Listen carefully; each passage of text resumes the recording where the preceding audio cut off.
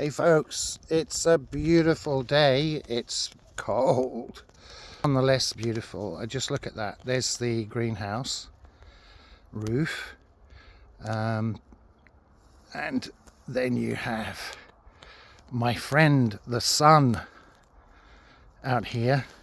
So what I'm doing is I got up here and I'm making repairs to where I think the water is coming into this building here. This structure here. That bit there is the roof of the log cabin where the vehicle is stored. But this is kind of a kitchenette office thingy.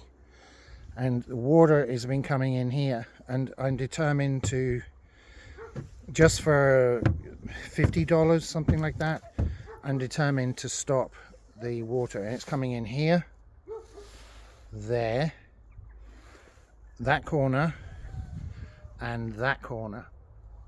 And it's shoddy construction really, but this stuff is amazing. It's what is it, $1, $2, $3, $4, $5 a can, this stuff. And I've used so much in so many applications, and what's great about it is it sticks to everything. So obviously you help it out a bit and you literally just do that. Sorry if I'm not good with the camera. I nearly swore then, because ordinarily I would have said something else. But there you go, you just layer it up and it sticks to absolutely everything. And in theory this should stop the rainwater building up here and getting underneath, because we get rainstorms with an incredible wind, and I suspect that the wind is blowing it up into these holes, and there's not a properly installed watertight seal there. So I think this greenhouse was built when there was kind of a boom in borrowing in Ukraine, as there has been everywhere else. So you just get rid of the naturally organic stuff and you just build it up. And after half a dozen of these,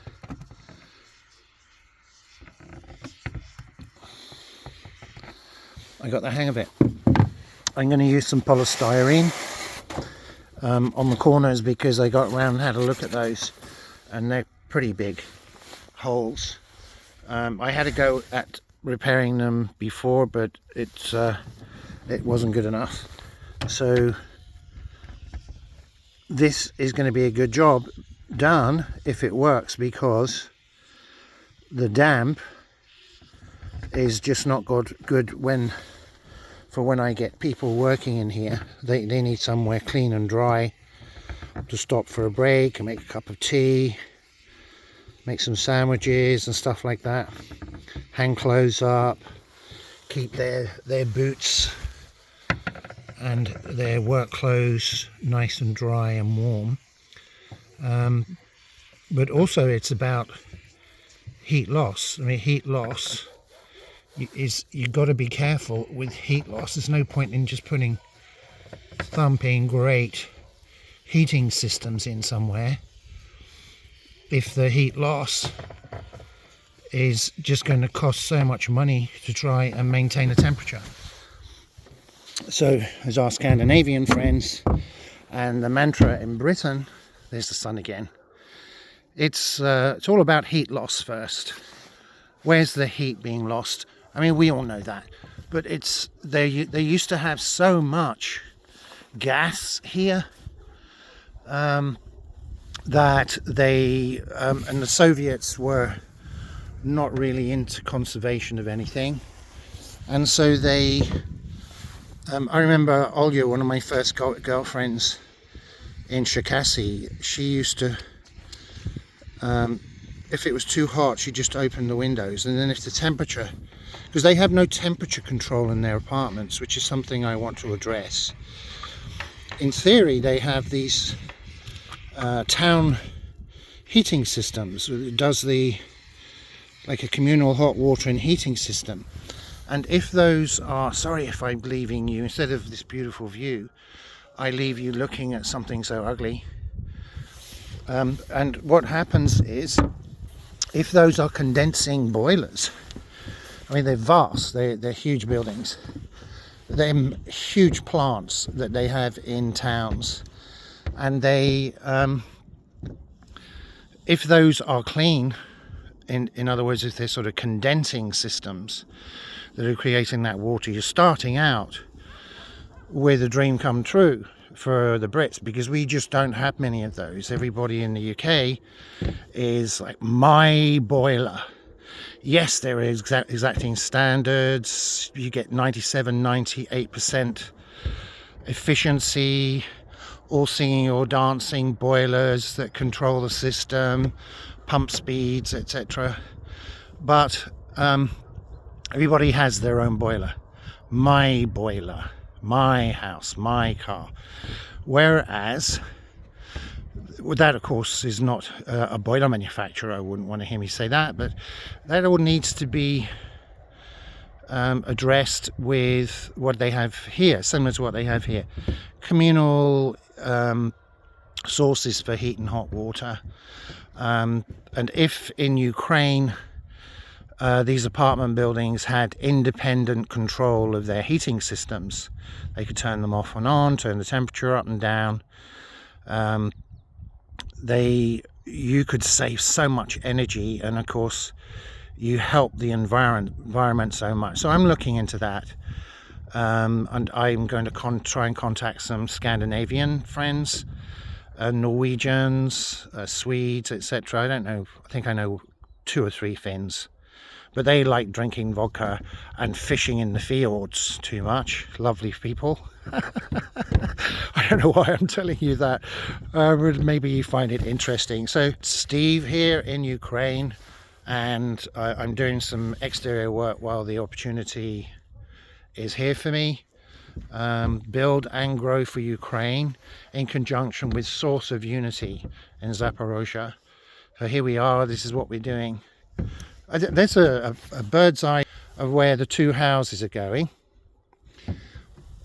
and there are 4 more going up here, and a road connecting that road and that road. And there's an electric railway. I think you can see the line over there. What's that, less than 1 kilometre? So there's great transportation. There's a stop just over there. You've got about 5 shops. We're 20 kilometres from the city. This collects people from the villages, this railway, and takes them into the city. So a lot of folks around here work in the city. So you can see a lot of abandoned greenhouses, people going off to war, people getting old. But you can also see why people in the villages in Soviet era countries, they have these small holdings, and boy do they need them, because the pensions are not good. So they're growing. This is ours. We're going to grow food here, all along here, and all along here in the summer, in the spring. But people have some very substantial gardens. They can grow food, and so this is why they're healthy and strong. They have all this beautiful fresh food. Every other person, I don't know what the statistics are, but this gent here, lovely guy, you can get your eggs here for 50 hryvnia for 10 or a dozen. And well, they don't think in dozens. That's a British thing. In 12s, they're metric, so they think in 10. So you can get 10 beautiful fresh eggs. Chickens come out and run around here, so there's sort of semi-free range. He's got a beautiful big dog here, this guy, and there's lots of chickens everywhere. There are goats. It's a cold day, so you'd often see people tether their goats or their cows The guy a few houses along there has some cows, and they tether them so they get some air and some exercise and some green grass. So here we are, and look at how long that is. It's intimidating, really. It's got to grow lots of food there, but I wouldn't want to be anywhere else. This is where I'm supposed to be because I'm here. And if I was supposed to be somewhere else, I would be. Here's a little bit of philosophy for you. Well, it's not philosophy because it's not thinking, but universe. There was an event that created our galaxy, our solar system, and the scientists have got it all wrong. Like that was a beginning of the universe. Well, it wasn't. There's no beginning, no end. I am the Alpha and the Omega, a wise man said. So it's the universe is, according to the scientists, been practicing for over 14 billion years what to do with life, the universe and everything. And so this is where I'm supposed to be, and it ain't entirely bad. The weather systems are extreme, high temperatures. You can get some good food. Ukrainians eat well. They certainly eat a lot of fresh food. But life ain't that bad. It's just your mind that tells you that it is. Thank you, everybody. Ukraine.